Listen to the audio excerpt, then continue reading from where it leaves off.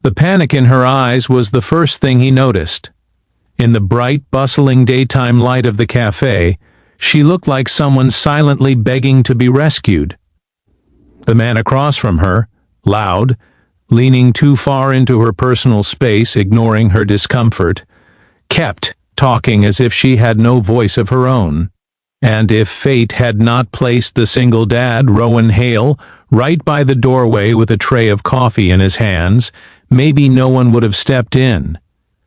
But something in her trembling hands, something in the way she searched the room like a trapped bird looking for an exit, pushed him forward before he even thought about it.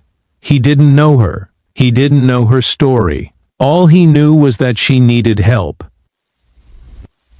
If you believe in kindness, courage, and second chances, take a moment to like, comment, share, and subscribe to Kindness Chronicles before the story unfolds even further. Your support keeps these heartfelt stories alive. Rowan didn't look like anyone special. His shirt sleeves were rolled up. A thin smear of paint still stuck to the side of his hand from the morning job he rushed through before picking up his daughter from school. His hair was windswept, and a hint of tiredness lined his face, but his eyes, steadfast, gentle, observant, missed nothing. When he saw the uncomfortable woman glance at him again just for a split second, he nodded once, only barely, as if asking for permission to step in. And the relief in her eyes was answer enough. He walked directly toward her, pretending he knew her well. In a calm, steady voice, he told her their appointment was starting soon, and she rose immediately, almost stumbling in her urgency to escape. The man across from her protested loudly, but Rowan didn't flinch or raise his voice. He simply placed himself between her and the angry stranger, guiding her out into the sunlight-filled street. Only when they were far enough away did the woman exhale a shaky breath and press her hand to her chest. Her name was Mira Calder, and although Rowan had no way of knowing, she was one of the most influential tech investors in the city. Quietly powerful, exceptionally wealthy, and known for avoiding the spotlight. Yet in this moment, she looked nothing like a billionaire. She looked like a woman who had been exhausted by the wrong kind of attention for far too long. She thanked him with a steadiness that tried to mask her shaken nerves, but Rowan noticed. He noticed everything. How she wrapped her arms around herself, how her voice dipped slightly when she said she was fine, and how she tried to walk off the fear as if it could be hidden beneath calm steps. He offered her a seat on a nearby bench under the soft shade of a street tree, where the late morning light cast gentle patterns across the pavement. Rowan didn't pry. Instead, he waited, letting her speak if she wanted. She found that surprising. Most people expected something in return, details, explanations, or praise. But he simply sat there, giving her space to breathe until she finally felt safe enough to let her guard loosen. She told him she had been trying to meet new people, but some dates quickly turned into uncomfortable situations. And even though she had money, influence, and a life others envied, she often felt more alone than ever. People pretended to care about her, but always with a reason behind it. Rowan listened quietly, thinking of how simple kindness had become rare. How genuine concern was something people didn't value enough.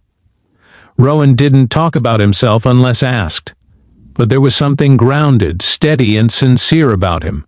When she finally asked what he did for a living, he admitted he was a freelance handyman, taking any job he could to support his 9-year-old daughter, Hazel.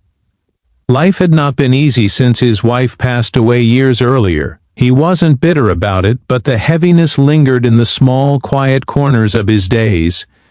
Yet he spoke of Hazel with such warmth, such tender pride, that Mira felt something in her chest soften unexpectedly. She noticed the worn edges of his shoes, the paint marks on his shirt, and the careful way he seemed to stretch every word, as if mindful of her comfort. People like him were rare, people whose goodness was not displayed but lived, quietly, consistently. When she asked why he helped her, he shrugged gently, as if the answer was obvious, saying that kindness was a responsibility, not a choice. She hadn't heard anyone speak with such sincerity in years.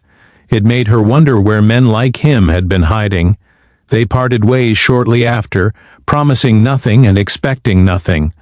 But the image of him walking away stayed with her long after she left. What Rowan didn't know was that Mira returned to the same cafe the next day, not looking for him, or so she told herself, but simply because the sunlight there felt softer. She told herself she wasn't hoping to see him again, but when she spotted him through the glass window carrying a bag of pastries and laughing with Hazel, her heart tightened in a strangely aching way. He hadn't changed. He still looked tired, still dressed simply, still moved with gentle ease. But seeing him with his daughter opened a window into his heart. How he brushed a crumb off her cheek, how he bent to tie her shoelaces with absolute patience, how they both laughed at some joke she had whispered into his ear. It made Mira realize that the world judged people on the wrong things. The real wealth was the kind that lived inside a person, not in their bank account. Mira didn't approach them that day, but Rowan noticed her as he stepped outside, greeting her with a warm, surprised smile. Hazel shot her a shy grin before Rowan introduced them. Mira found herself sitting with them again, sharing pastries while sunlight streamed across the outdoor cafe tables. Hazel adored her instantly, and something about that tugged at Rowan's heart. His daughter didn't warm up to people easily. Over the next few days, Mira found more excuses to pass by that corner of the city where sunlight always fell beautifully in the late morning. Rowan found himself looking forward to her presence more than he cared to admit. She was kind, thoughtful, funny in her own understated way. She never complained, never boasted, never tried to impress anyone. She listened. And he realized how rare that was. If this story touched your heart, please like, comment, share, and subscribe to Kindness Chronicles. Your support helps these emotional stories reach more people who need them. Special request? Comment kindness wins if you believe good hearts always find their way to each other. Mira and Rowan didn't become a fairy tale couple overnight. But as they walked side by side, under the warm daylight with Hazel skipping cheerfully ahead, they learned something deeply true. Sometimes the people who rescue others are the ones who needed rescuing the most. And sometimes life brings the right hearts together when they least expect it. And in that simple, sunlit moment, they both realized they were exactly where they were meant to be.